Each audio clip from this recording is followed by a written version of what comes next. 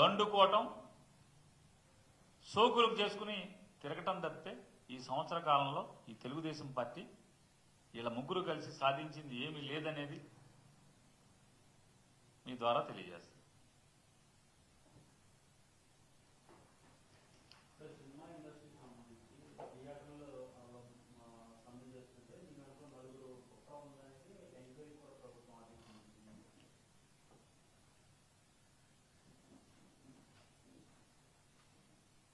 జగన్మోహన్ రెడ్డి గారి ప్రభుత్వం ఉన్నప్పుడు